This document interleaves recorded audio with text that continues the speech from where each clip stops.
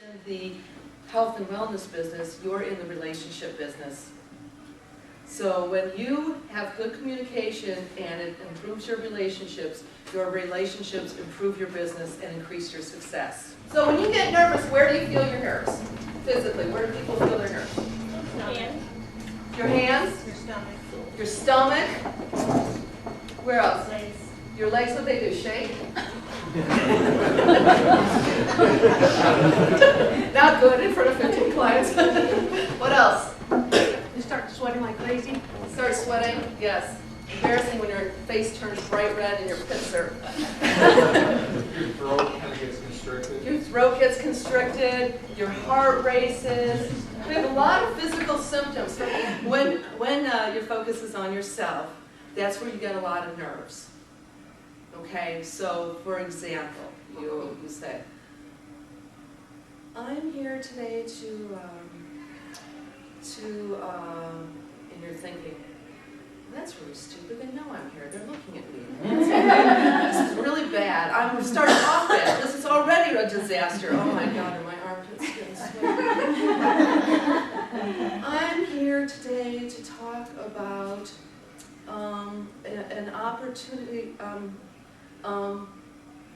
Why don't you say one more time? This really, let's finish a sentence here. This is worse than I ever thought it was going to be. Oh my God, is it hot in here? Oh my God. Oh, I'm crashing and burning. Oh, Mayday, Mayday, Mayday. Anyone ever felt that way? Because all the energy is on me. And so I wasn't even looking at you. It wasn't about you. I was having like a one-woman meltdown by myself. I'm just having like an anxiety party over here. So we all do that. Now, when your focus is on the message, that's when sometimes you get caught up in your head. And you being IT consultants in a business where you need to give very specific details, this is where you can sometimes get caught up, and this is really important for you. You, as a speaker, have a purpose. It's either to inform, to motivate, to inspire, to persuade, whatever your purpose is. You know your audience, you know your purpose, you get their buy-in, and then you try to keep them and teach them, not just through facts, because they say facts tell and stories sell. Stories are what engage you. And we want to go along on the ride with you with the stories. So you're not going to remember all the words I say. Actually, you're not going to remember what a lot of us said. You're going to remember the main point. You're not going to remember how we said them. It doesn't matter if I use a whole bunch of $25 words. Who cares? Because the most important thing is you. What you walk away with, you're here for you. It's all about you. It's all about your audience, always. Whether you speak in business or we have several ministers here, you know, we have people in all sorts of different industries. It's all about the audience. Put yourself in your client's shoes when you're doing your presentation.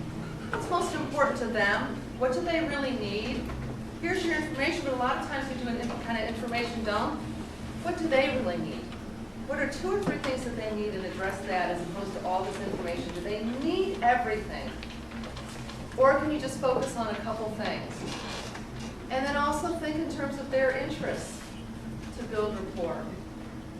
So what kind of interests, what are they passionate about?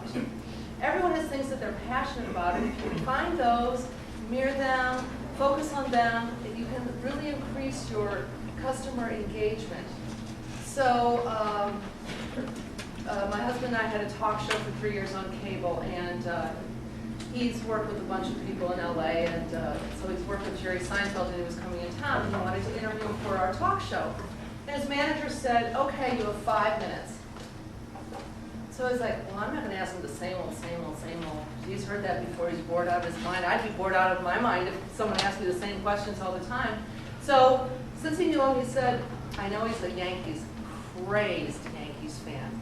And my husband's a big baseball fan and knows about everything. So he asked him nothing whatsoever about show business or comedy or anything. He just said, how do you think the Yankees are going to do this year?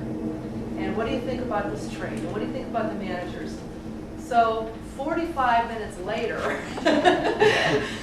they're still talking baseball because he found something in common with him, and he spoke in terms of his interests. So when engaging with your customers, think about that. Your brain remembers, first of all, pictures. And the story is pictures. It's like seeing a movie in your mind. First of all, it registers pictures. Then it registers how you feel. And then it registers what you hear. So stories stay in your brain much longer than facts or any other information because we have this picture in our mind now. So now you can do the introduction and build your story about that. This is what I get out of it.